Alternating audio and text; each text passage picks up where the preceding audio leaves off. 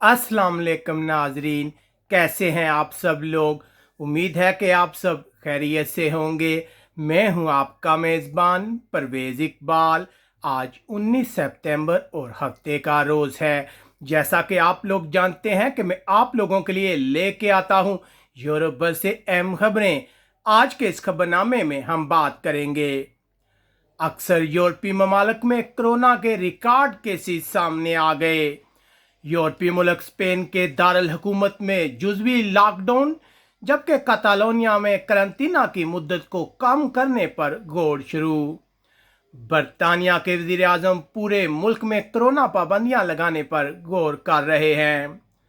France में corona cases का नया रिकॉर्ड, जबकि ऊंची इमारत पर चढ़ने वाला गिरफ्तार।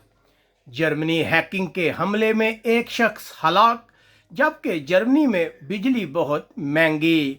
इटली से अच्छी और बुरी खबरें, जबकि तुर्की यूनान कशीदगी में नया मोड़। तुर्की ने यूनान के सफीर को तलब कर लिया। इसके अलावा हम आपको बताएंगे कि कौन सा यूरोपीय मुल्क है जो तारकिन वतन को डिपोर्ट करने के लिए खसूसी परवाजें चलाने वाला है। ये सब कुछ हम आपको तफसील के साथ बताएंगे। हमारे वीडियो को शुरू से आखिर तक मुकम्मल देखें। अगर आपने अभी तक चैनल सब्सक्राइब नहीं किया तो फ़ौरन चैनल को सब्सक्राइब कर लें। इसके अलावा अगर आपको हमारी ये नशरियात पसंद आ रही हैं तो हमारे वीडियो को लाइक और दूसरे लोगों के साथ शेयर लाजमी कीजिएगा। सबसे पहले बात करते हैं बरतानिया के वज़ीर आज़म की परेशानी की। बरतानिया के वज़ीर आज़म बोरिस जॉनसन इस वक्त इस परेशानी में हैं कि वो कैसे बरतानिया को कोरोना की दूसरी लहर से बचाएं। ये ख्याल किया जा रहा है कि वो पूरे इंग्लैंड में पाबंदियां नाफज करने पर गौर कर रहे हैं, जबकि स्कॉटलैंड, वेल्स और शुमाली आयरलैंड की हुकूमतें ऐसा करने का इख्तियार रखती हैं। जुम्मे के रोज़ खिताब करते हुए वज़ीर आज़म का कहना था कि इस वक्त मुल्क में कोरोना की दूसरी लहर मौजूद है, हमें सख्त इकदाम करने की ज़रूरत है। लेकिन उनका कहना था कि हम दोबारा मुकम्मल लॉकडाउन में नहीं जाना चाहते। ये ख्याल किया जा रहा है कि लोगों के एक से दूसरे घर में जाने पर पाबंदी, जबकि पबों और रेस्टोरेंट के अकादकार को कम करने पर गौर हो रहा है, जैसा कि शमाल मशरकी इंग्लैंड के बहुत से इलाकों में हो चुका है। जुमे को इंग्लैंड में कोरोना की तस्दीक शुदा 4,322 केस सामने आए थे। 8 मई के बाद पहली बार यहां कोरोना केसेस की तादाद 4,000 से ऊपर चली गई है। उसके बाद बात करते हैं फ्रांस में खराब होते हालात की। फ्रांस के लिए आज का दिन भी किसी बुरे ख्वाब से कम नहीं था। गुज़िश्ता 24 घंटों में कोरोना केसेस की तादाद 13,215 तक जा पहुंची है, जो वबा के शुरू होने के बाद से अब तक की सबसे बड़ी तादाद है। जबकि अगर अमवात की बात की जाए तो अमवात की तादाद भी 4 माह की बुलंद तरीन सतह पर आ गई है। गुज़िश्ता 24 घंटों में फ्रांस में 154 अफराद हलाक हुए हैं। ऐसा लग रहा है कि कोरोना के मामले में फ्रांस की हुकूमत की हिकमत अमली मुकम्मल नाकाम होने जा रही है।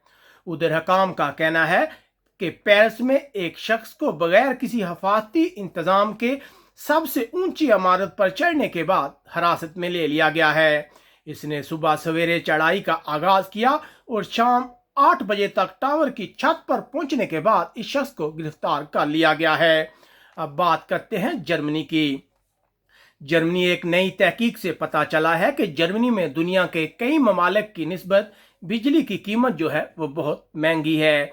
126 ममालिक के तजिए से जाहिर होता है कि जर्मनी इस वक्त बिजली की कीमत के लिहाज से 16वें नंबर पर है।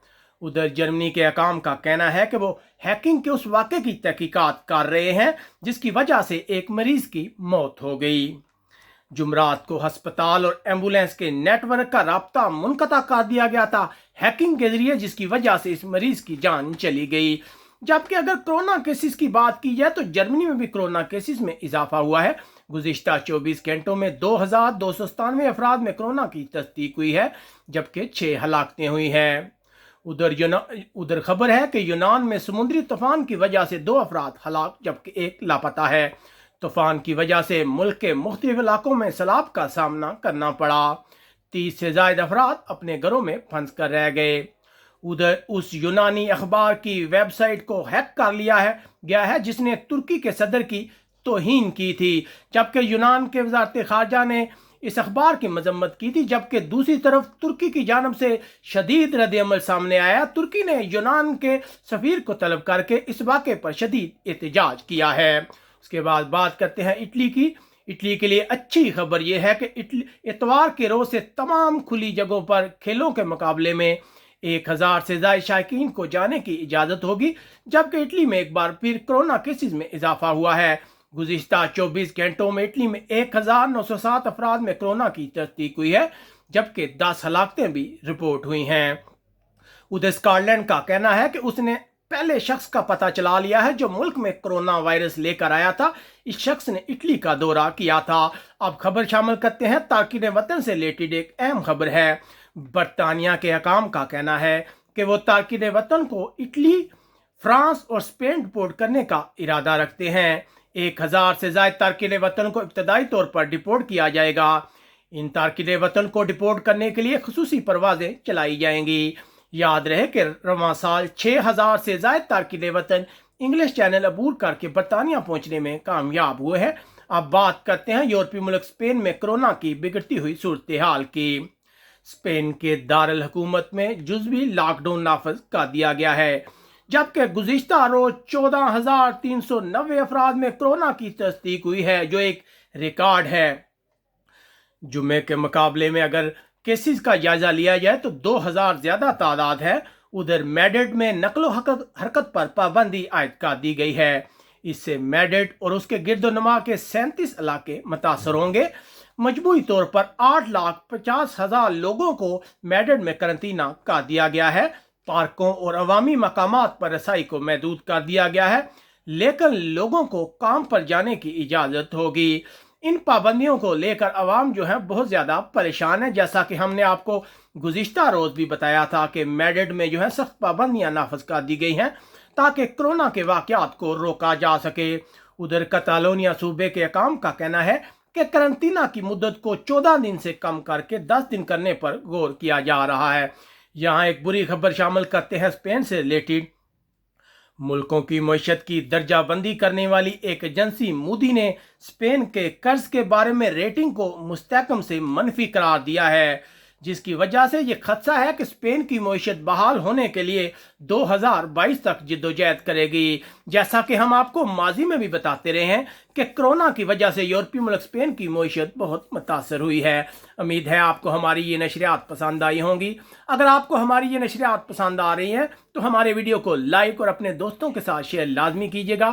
اپنے میزبان پرویز اقبال کو اجازت دیجیے گا۔ اپنا بہت خیال رکھیے گا۔ اللہ حافظ۔